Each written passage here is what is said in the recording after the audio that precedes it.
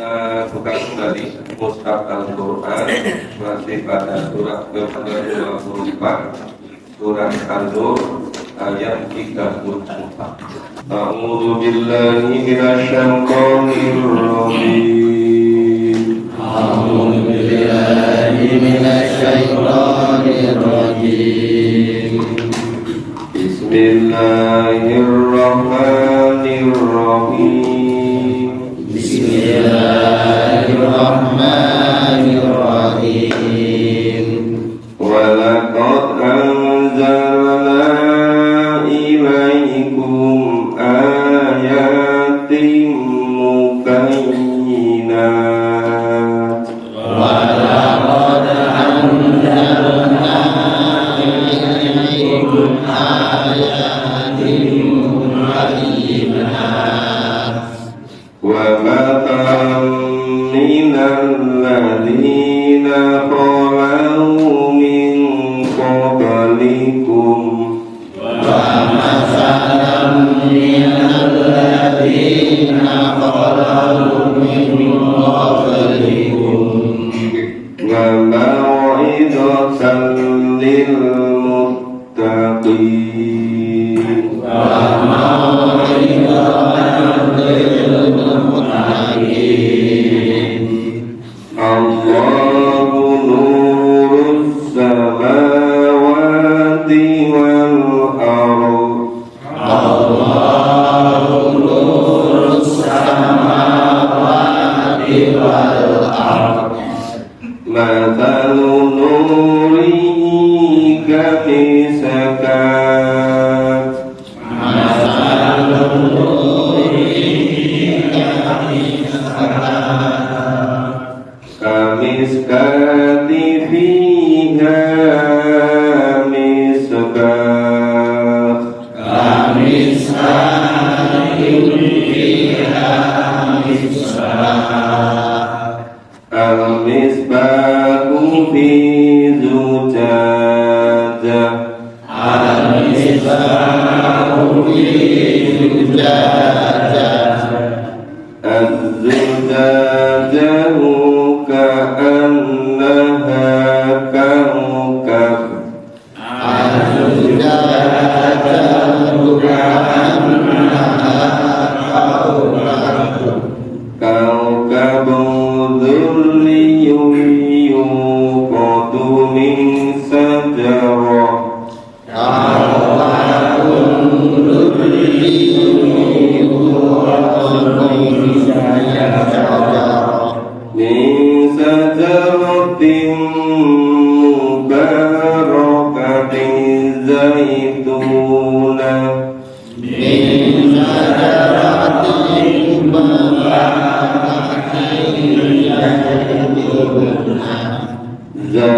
Zaidunatin la sarkiyatin wala gharbiyyah. Zaidunatin la sarkiyatin wala gharbiyyah. Yakadu zaituha yudhi'u walau lam tamsashu nar.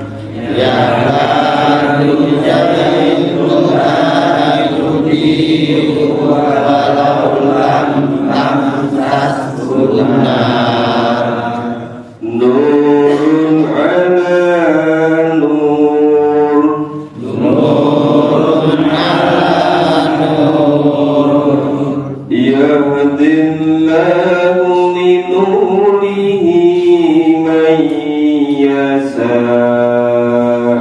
Yahdillahu li nurihi man yasha'. Wa yadribullahu al-amthala lin-nas. Wa yadribullahu al-amthala lin-nas.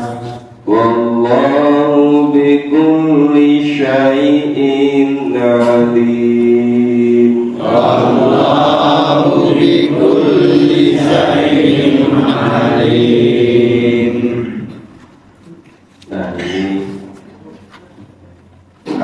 yang sangat penting, luar biasa isinya, yang menerangkan tentang sahaya.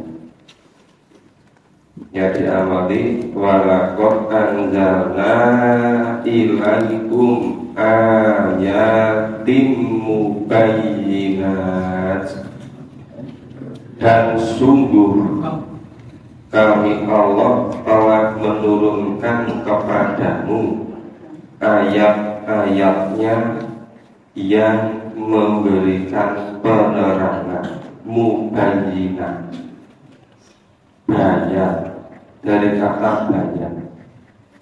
Bayan itu jelas, mubayyinat yang memberi penjelasan.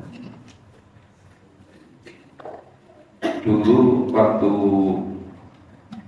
masih kecil di kampung, Pak Dukung namanya Pak Bayan.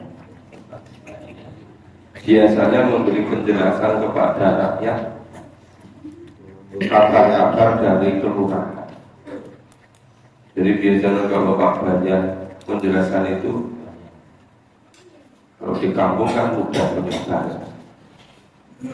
ya, bisa disampaikan langsung, bisa di suatu tempat disepakati. Itu banyak mubayyinat yang begitu jelas. Matalam minal ladina khalau min qablikum. Nah, dan juga memberi permisalan contoh dari orang-orang sebelum kamu. Lengkap itu contoh dalam Quran. Sejak Nabi Adam, Hawa, Habil, Qabil, peristiwa yang luar biasa dahsyatnya pada Nabi Nuh, terus beruntun kepada Nabi Daud, kepada putranya Nabi Sulaiman, terus kepada Nabi Ibrahim, kepada putranya Nabi Ismail. Nah, luar biasa banyaknya. Itu bagaimana dipisahkan kurang dibaca, yang namanya Qarun, yang namanya Fir'aun,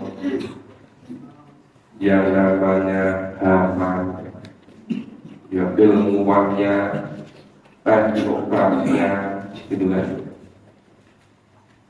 orang yang terlibat semua, tapi semuanya itu binasa. Kenapa kaum-kaum yang tidak mau mengimani kepada utusan Allah, pada Nabi, pada Rasul yang diutus pada mereka? Karena mereka mendustakan, mengingkari, kemudian semuanya dibinasakan. Sebetulnya semuanya tadi itu supaya wa mau'idhatan lil muttaqin, supaya diambil mau'idhahnya, diambil pelajarannya untuk orang-orang yang bertakwa. Tapi sekarang itu gejalanya lebih aneh.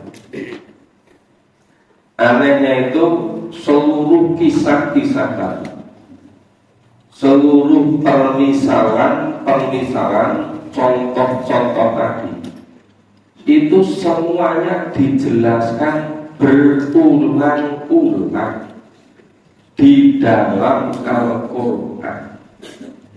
Tapi banyak orang yang menjauh dari tempat difahaminya Al-Quran, sehingga bisa disaksikan hampir setiap hari banyak orang yang menjauh dari tempat difahaminya Al-Quran. Begitu Anda dikumandangkan mau sholat subuh dilaksanakan, mulai pergi dari daerah masjid. Nanti begitu udah selesai, balik lagi ke daerah. Jadi cuma menghindari supaya nggak kedengaran dipahaminya Al-Quran. Sementara ada orang yang memburu membaca Al-Quran. Kalau zaman-zaman dulu orang berusaha memahami Quran itu bisa antar benua,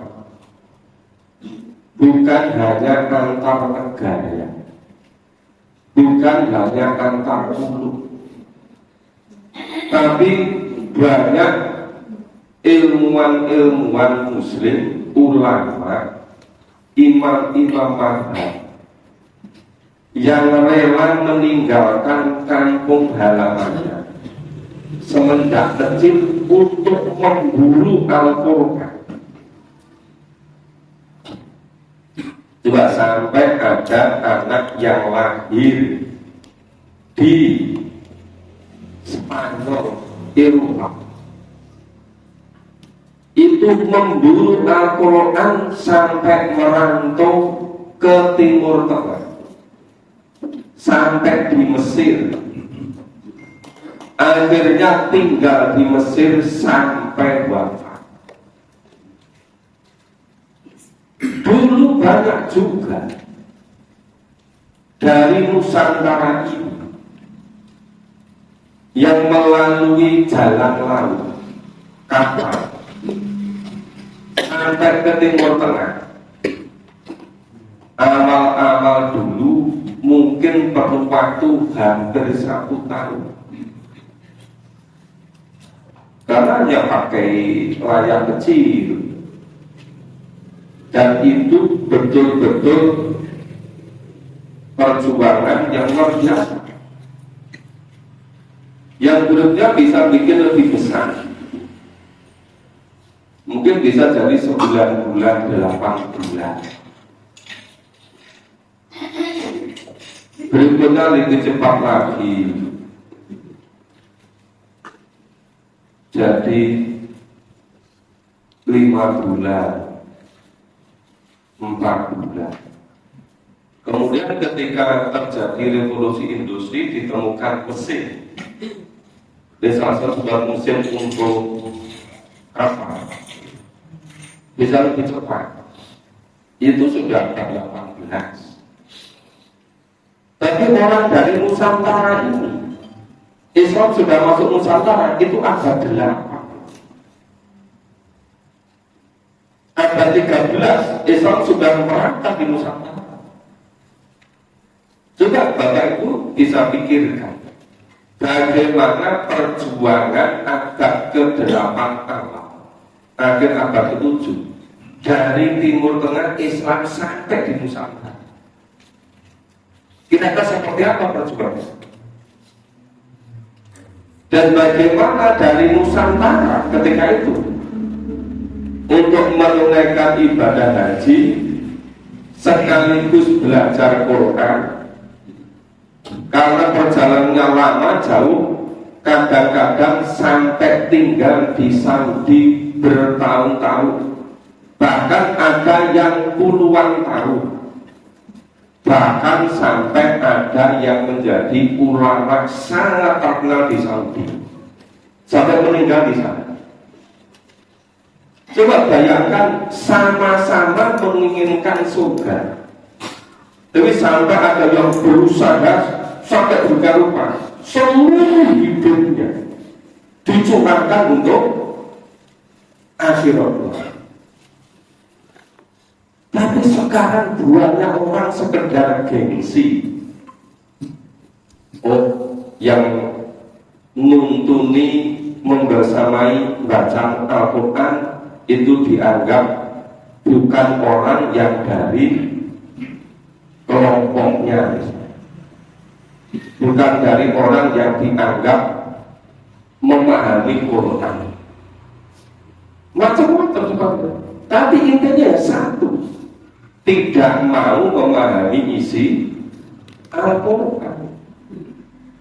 Maka yang terjadi, kita saksikan hampir tiap hari orang menjauh dari tempat dipahaminya Al-Quran.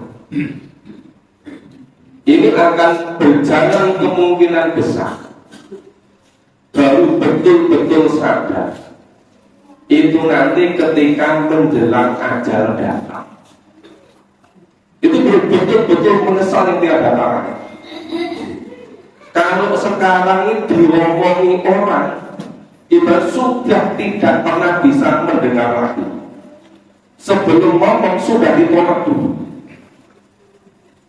Tapi begitu nanti menjelang ajal, yang ngomong itu malaikat. Enggak bisa lagi pernah menolak.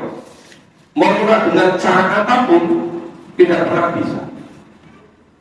Itu saat-saat yang paling kritis. Bisa enggak kira-kira masing-masing kita membayangkan bahwa datangnya kiamatul sughra, datangnya sakaratul maut, datangnya ajal itu sudah tidak lama lagi. Memang kenyataannya tidak lama. Memang di dunia juga tidak lama kalau dibandingkan dengan hidup di akhirat. Nah, kenapa kita seperti itu? Supaya kita itu betul-betul fokus menghadapi datangnya ajal lagi. Itu sudah tidak ragu lagi, sudah tidak takut lagi, sudah tidak malu lagi. Harus betul-betul yakin. Apa yang kira-kira menyebabkan kurang yakin, ya kurang percaya diri? Ayo sama-sama kita siapkan.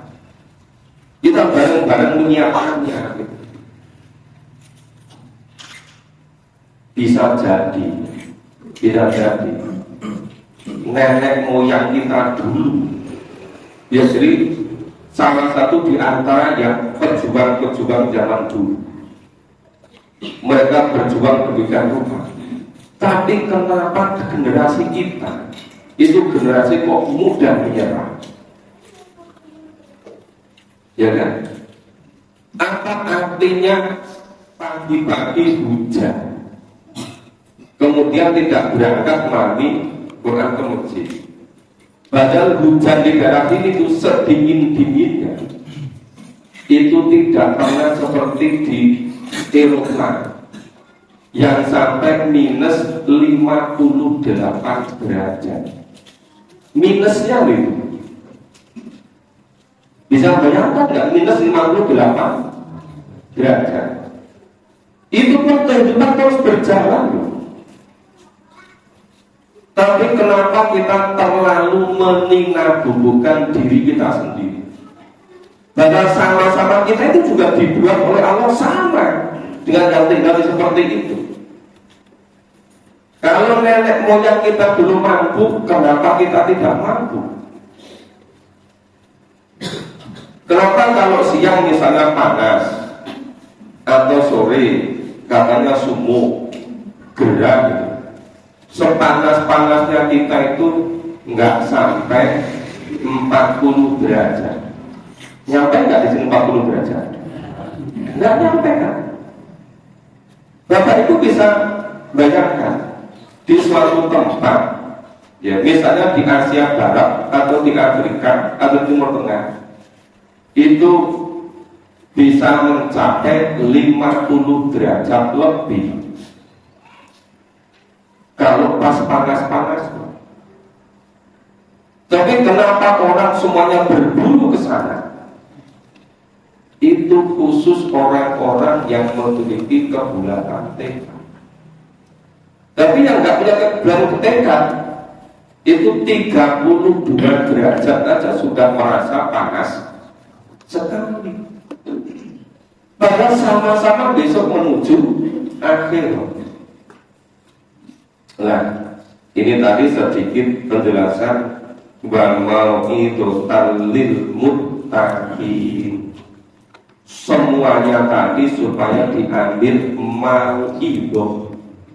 Tapi ini khusus orang-orang yang bertakwa. Yang tidak bertakwa nggak akan terbuka, nggak akan tersentuh, tidak akan pernah bisa mendengarkan kebenaran, tidak pernah bisa melihat kebenaran. Karena yang buta itu bukan buta fisiknya indranya, tapi yang buta itu adalah mata hatinya. Yang mati itu bukan fisiknya, tapi yang mati adalah jiwanya. Maka sama saja dibacakan atau tidak dibacakan. Lebih senang mengikuti yang tidak ada tuntunannya di dalam Al-Quran daripada yang ada tuntunannya. Kenapa? Berpuluh-puluh generasi tidak berubah karena tidak ada yang mau memutus mata rantai untuk ngajak memahami Quran. Maka ketika ada yang memulai memutus mata rantai itu, ada mulai paham, pasti nanti akan menyesuaikan dengan isi Al-Quran. Cuma memulai itu perkara yang luar biasa beratnya, luar biasa gangguannya. Ada teman-teman, saudara-saudara, tetangga, dulu sebelum ada pengajian, itu rukun sekali ngobrol. Wis bapak ngumpuli dulur lanang, dulur kandung. Padahal apa dulu nikah. Begitu ada pengajian, itu satu keluarga boikot. Hanya karena memahami Quran. Coba sampai demikian. Ada yang nggak senang karena ada pengajian. Terus pengajian dimulai itu sampai kapan? Ada masjid, kenapa kok tidak di masjid? Padahal kegiatan di masjid, jadi yura seneng, yura belum melu. Iya kan? Supaya tidak di rumah bikin tempat baru, yo nggak seneng. Katakan, kuwi yo mau meneh, nggak minggu nanya meneh. Iya kan? Kalau memang tidak mau mengeluarkan, yo nggak apa-apa, tapi nggak usah ganggu yang mau mengeluarkan. Itu nggak pernah berhenti, terus. Itu beratnya orang yang memulai. Nah, Bapak Ibu semua sudah termasuk sebagian kecil yang mau memulai itu. Maka di situ berat termasuk yang bisa mau itu mengambil pelajaran.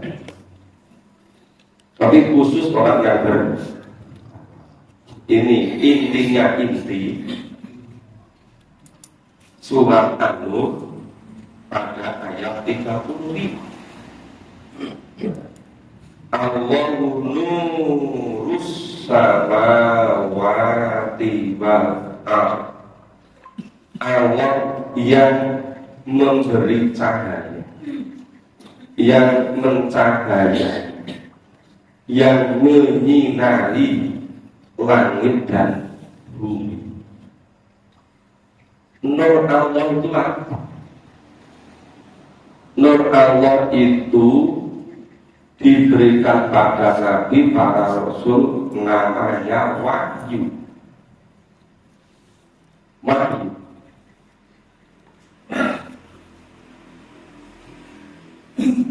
Cahaya nur Allah diberikan pada orang biasa. Itu namanya ilham. Tapi seluruh makhluk hidup itu diberi seperti bawaan atau ada DNA, ada gennya yang seperti insting.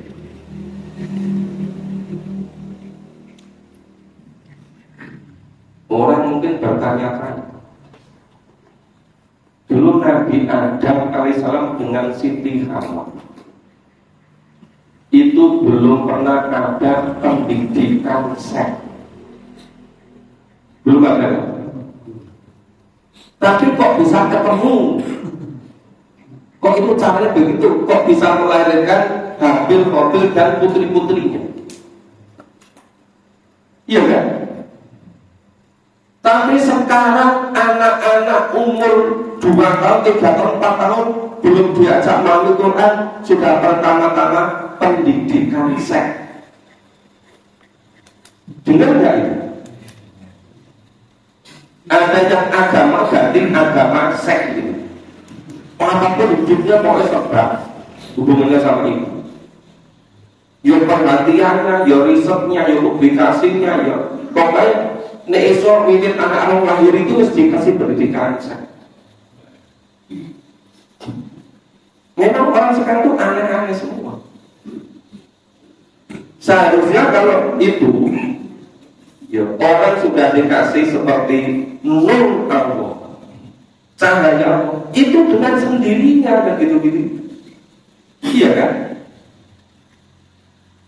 So yang terpenting itu Al-Quran ini. Tapi anehnya hampir semua orang malah melupakan keseluruhan isi dari Al-Quran. Orang cuma mau ngambil semaunya. Ini yang ngambil semuanya khusus bagian ini, ada yang khusus bagian ini, hanya kemauan masing-masing.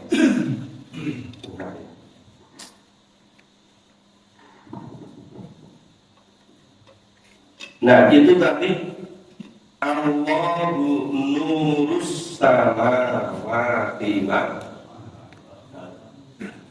Allah yang mencahaya, yang memberi nur seluruh langit dan bumi. Matalu nurihi kamiska, cahaya nur Allah hingga kembali pada Allah. Jadi perumpamaan nur Allah seperti sebuah lubang yang tidak tembus. Ya. Pihak misbah yang di dalamnya ada pelita besar.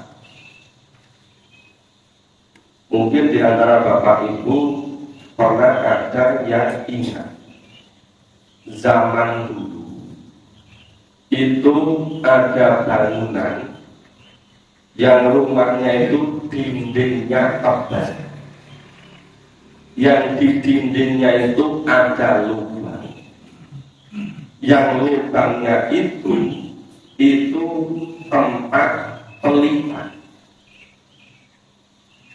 Tempat pelita. Kalau sekarang mungkin daerah tertentu masih ada, mungkin kebanyakan sudah tidak ada. Nah dulu ketika Al-Quran itu diturunkan, itu biasa terjadi seperti itu, sehingga ada tembok yang di situ ada lubangnya, yang lubangnya tadi tidak tembus, yang di dalamnya ada pelita besar, ada zujajah, pelita besar. Nah, az-zujajatu ka'annama kaukab, pelita yang besar itu ada di dalam kaca, seakan-akan seperti bintang. Jadi ternyata pelita tadi tertutup oleh kaca dan ada sinar yang luar biasa seperti bintang. Jadi kaukab seakan-akan seperti bintang yang mengeluarkan cahaya seperti mutiara. Jadi cahayanya memang luar biasa, seperti mutiara. Jadi Bapak Ibu pernah nggak kalau mutiara itu memantulkan sinar? Indah nggak? Indah sekali. Cuma sayangnya kita itu tidak termasuk orang yang banyak memiliki mutiara. Jadi anggap aja lah kita ngira-ngira gitu kan. Atau besok di surga aja lah mutiara. Sekarang kita bayangkan dulu saja. Nah, ternyata yang pelita yang di dalam kaca, yang sinarnya seakan-akan seperti bintang, yang cahaya seperti mutiara, itu yuqadu min sajaro mubarak. Ternyata itu dinyalakan dengan minyak, yang minyaknya itu dari pohon yang banyak berkahnya. Ternyata ada bahan bakarnya. Bahan bakarnya dari pohon. Pohonnya banyak berkahnya. Pohon apa itu? Zaitunan wa sarqiyatin wala wurdiyah. Ternyata bahan bakarnya dari pohon yang penuh berkah, yaitu pohon zaitun. Pohon zaitun yang tidak tumbuh di ujung timur dan di ujung barat. Maksudnya apa? Pohon zaitun itu tumbuh di bukit. Yang bukit itu begitu matahari terbit bersinar, nah langsung dapat sinar itu pohon zaitun tadi. Sampai nanti terbenam matahari, ya, pohon zaitun yang ada di bukit tadi masih dapat sinar matahari. Karena sinar matahari yang dari paling pagi terbit dan sampai terbenam menyinari pohon zaitun yang tumbuh di atas bukit tadi, itu yang kemudian menjadi pohon yang luar biasa hebatnya.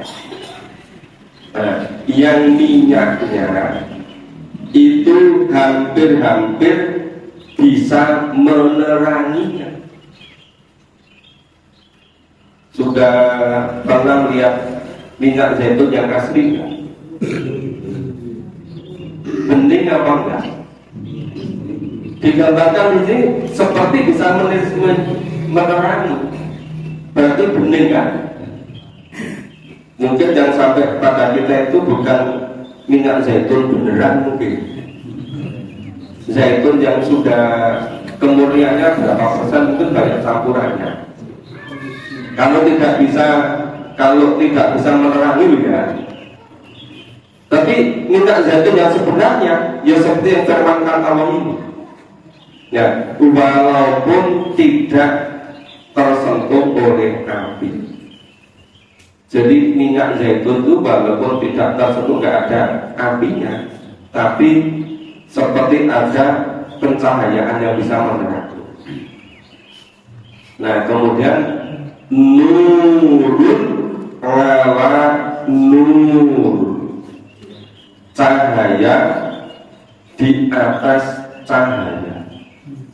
Artinya apa? Cahaya itu berlapis-lapis. Juga ini cahaya dari Allah dipanggilkan melalui malaikat kepada Nabi. Oke? Nabi Rasul menerima cahaya itu disampaikan kepada para sahabat. Oke? Para sahabat yang pintar-pintar, yang sangat kuat hafalannya, yang pintar nulis, seperti Ali bin Abi Thalib, Zaid bin Thabit dan terusnya. ya kan? Terus dari hafalan tadi kemudian dikodifikasi jadi mushaf Al-Quran. Tapi sepanjang masa selalu ada ulama Quran yang meneruskan tugas kenabian, tugas kerasulan, menyampaikan cahaya. Jadi cahaya itu nur ngalah nur berlapis-lapis dari Allah, malaikat, para nabi, para rasul, para sahabat, ya, sholatus soleh, terus ulama-ulama Quran. Terus sepanjang masa sekarang pasti ada orang yang hebat di zamannya. Cuma kita bisa ketemu atau tidak, pasti ada. Cuma sayangnya itu saya memperhatikan ya. Itu banyak kan ketika kecil-kecil, anak masih kecil-kecil, usia pra SD itu sudah sering TPA di Taman Pendidikan Al-Quran. Terus sekolah TK-nya tahu dicarikan yang Islamnya bagus. SD-nya atau N-nya dicarikan juga yang Islamnya bagus. Tapi nanti mulai SMP, SMA sudah mulai muncul itu. Sudah mulai nggak konten, mulai nggak terkendali, sudah mulai liar. Nanti nggak balik-balik lagi sampai perguruan tinggi semakin menjauh. Nah, sekarang di mana-mana tumbuh kembang namanya pendidikan Al-Quran, sekolah Al-Quran, tapi rata-rata baru ngurusi anak-anak prasekolah sampai lulus SD usia 12 tahun, iya kan? Sekarang jarang-jarang yang pendidikan Al-Quran ngurusi anak-anak usia 60 tahun. Belum banyak dengar kan? Jarang-jarang. Padahal ini saat-saat yang paling menentukan. Secara kausalitas, nek sen umur lulus SD umur 12 tahun, 13 tahun, kemungkinan dia masih lebih lama daripada yang umur 60 tahun kan? Tapi kenapa kok tidak banyak yang perhatian bagaimana pendidikan Al-Quran untuk orang-orang yang sudah usia 60 tahun? Kenapa itu? Aku juga ngerti mungkin. Dan aja orang kawan jadi bareng-bareng berdua ngerti ini, aku juga ngerti, tapi bareng-bareng. Iya kan? Adillahu li nurihi mayasa. Ini kuncinya. Tadi saya dari awal banyak memberi contoh. Kenapa kita saksikan setiap hari banyak orang hilir mudik meninggalkan dari tempat yang dekat untuk memahami Quran, menghindar dari Quran. Karena apa? Karena ia dillahu linurihi mayasa. Allah memberi petunjuk dengan cahayanya, dengan nurnya kepada siapa yang dikehendaki. Tapi saya sering dengar yang namanya memahami Quran itu tidak harus di masjid Quran. Ya iya, menurut bermakna berapa bulan. Quran sudah sejak zaman Nabi Muhammad. Kan memahami Quran tidak harus itu, memang iya. Demikian juga banyak. Tapi kenyataannya gimana? Sepanjang bapak ibu itu relatif beda-beda kan. Mungkin ada ibu-ibu yang hidupnya sekarang usia 50 tahun, ada 60 tahun. Pernah nggak semenjak lahir sampai sekarang ada masjid yang punya tujuan cita-cita bisa menyelesaikan memahami Quran 30 juz? Sudah ada belum? Bapak angkat pernah seumur umur ini? Belum pernah kan? Nah, itu kenyataannya kan begitu. Jadi seringkali sekedar untuk menolak secara macam-macam cara. Tapi intinya sebetulnya yahdillahu linurihi mayasa.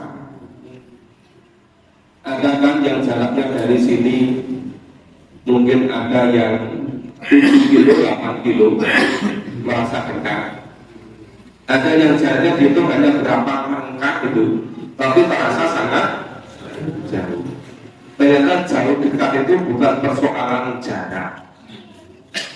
Jauh dekat itu persoalan dapat hidayah atau tidak.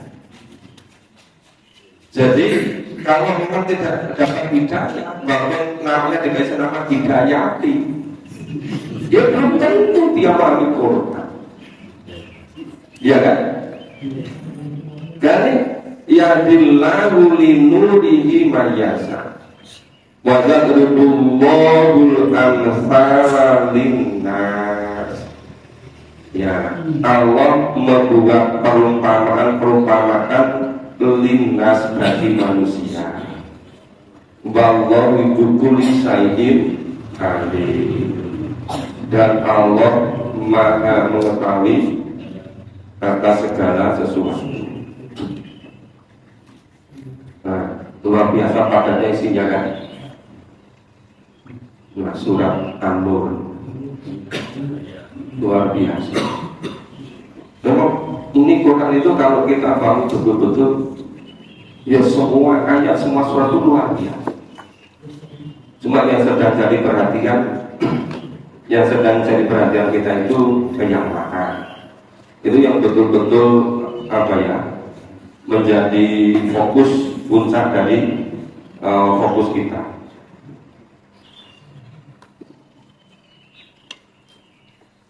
Kita lanjutkan baca. A'udzu billahi minasyaitonir rajim. A'udzu billahi minasyaitonir rajim. Fi buyutin adzinallah. Fi buyutin adzinallah. An turfa'a wa yudhkara fiha ismuhu. An turfa'a wa yudhkara fiha ismuhu. Yusabbihu lahu fiha bil-'udus. Yusabbihu lahu fiha bil-'udus. Bil-'udwi wal-asal. Bil-'udwi wal-asal. Rijalul la tulhihim tijarah. Rijalul la tulhihim tijaratun wa la bai'. tijaratun wa la bai'. An dzikrillah wa iqamis sholati wa ita'iz zakat. Wa iqamis sholati wa ita'iz zakat. Yaqafuna yawman tataqallabu fihi. Yakhafuna yawman tataqallabu fihi. Fihil qulub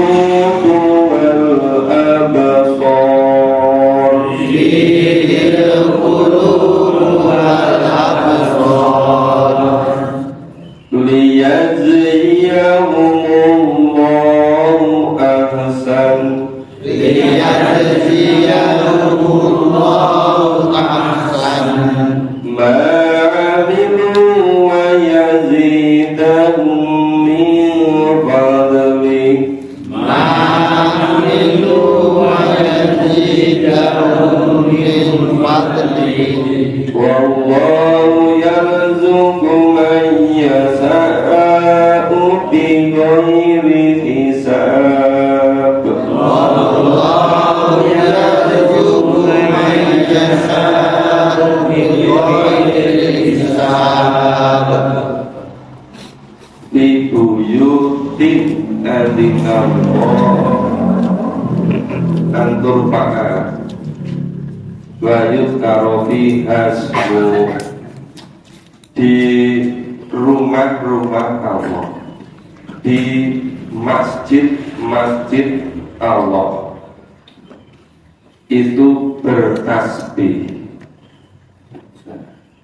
untuk memuliakan dan menyebut nama Allah. Jadi yudkaro fiha ismuhu, nama Allah, wa yusabbihu lahu, dan memahasucikan Allah. Jadi di masjid-masjid Allah itu orang-orang sama bertasbih, sama memahasucikan Allah, memuliakan nama Allah. Ya, yusabbihu lahu fiha, di dalam masjid-masjid tadi. Ya, bil huduwi wal asor, di waktu pagi dan waktu petang. Siapa itu yang tadi bertasbih, kemudian memuliakan Allah, yang menyebut-nyebut nama Allah, memahasucikan Allah di masjid-masjid waktu pagi dan waktu petang? Itu siapa? Di ayat 37 ini, rijalul latul hihim tijarah wala baik nganti kerila, yaitu laki-laki yang memiliki ciri-ciri: satu, tidak dilalaikan oleh perniagaan dan jual beli. Dulu itu jenis apa ya? Jenis pekerjaan yang paling bergengsi itu perniagaan. Jadi saudara, yang antar benua, antar negara, kedua antar balada, negeri-negeri, itu paling bergengsi. Karena jual beli itu biasanya ya dekat-dekat gitu. Itu tidak memerlukan perjalanan sampai beratus-ratus mil itu, tak sampai ribuan kilo gitu. Tapi dulu kalau dagang jalan laut, jalan darat, dari Arab Saudi, Yaman sampai ke Nusantara, kira-kira berapa ribu mil gitu? Berapa ribu kilo? Itu tijarah. Sampai itu di surat Quraisy disebutkan li'ilafi Quraisy ilafi berbatas sitai. Ini kan ibaratnya Quraisy itu bukan sebagai pedagang saudagar, istilahnya riwayat dagang. Jadi cirinya satu, tidak terlupakan oleh tijarah, perdagangan dan baik. Ya, jual beli. Yang ketiga, wa iqamis shalah, mendirikan sholat. Yang keempat, wa ita'iz zakat, mengeluarkan zakat. Kemudian yang kelima, yaqafuna yawman tataqallabu fihil qulubu wal absar, ya takut pada hari yang pada hari itu nanti hati dan penglihatan manusia semuanya menjadi kacau, menjadi goncang. Kapan itu datangnya yang ilmiah, baik kiamatul sughra maupun kiamatul kubra. Jadi berapa cirinya tadi? Satu, yang tidak dilalaikan oleh perniagaan tijarah, kemudian baik jual beli. Yang kedua, yang ketiga menunaikan dengan sholat. Yang ketiga zakat. Yang kelima takut pada hari kiamat. Ya, takut pada hari yang hari itu penglihatan hati guncang semua, kacau balau semua. Itu datangnya kiamat, baik sughra maupun kubra. Nah, 5 ciri ini orang-orang yang sangat hebat. Maka di hadis itu dan kalau diperintahkan itu juga menuntut ilmu. Itu sampai ke liang lahat, artinya sampai ajal dapat. Maka yang namanya sumber ilmu itu kan Quran. Ya memahami Quran, ya kemudian menunaikan sholat, zakat, dan selalu menyiapkan nanti menghadapi yaumul kiamat. Itu sepanjang masa tidak pernah berhenti kecuali datangnya ajal. Ya tentu semampunya. Kalau sholat nggak mampu dengan berdiri, ya sambil duduk. Kalau nggak mampu sambil duduk, berbaring. Kalau nggak mampu sholat berbaring,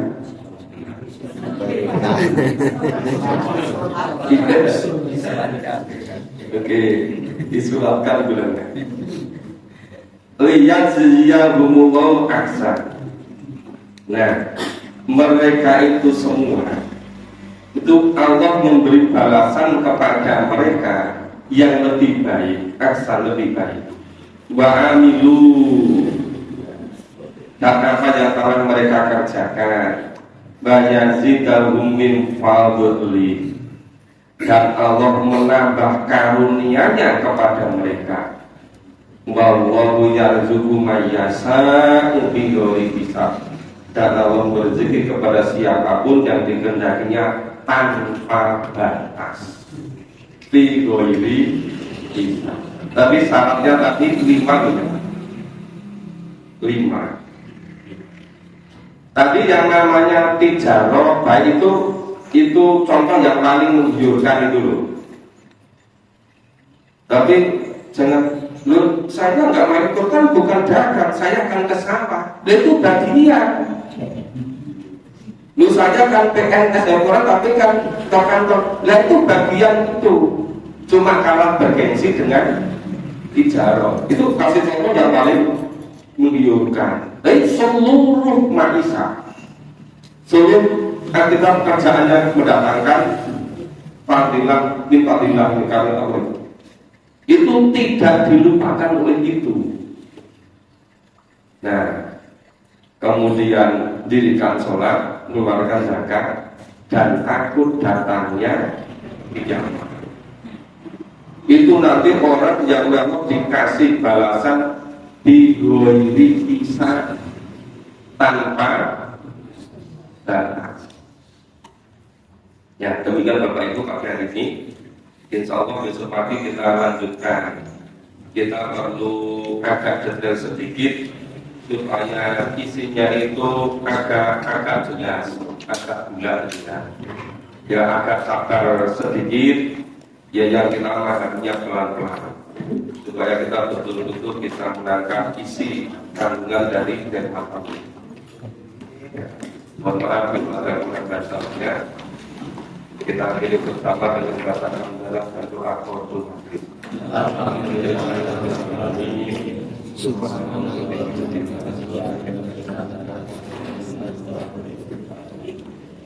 Assalamualaikum warahmatullahi wabarakatuh.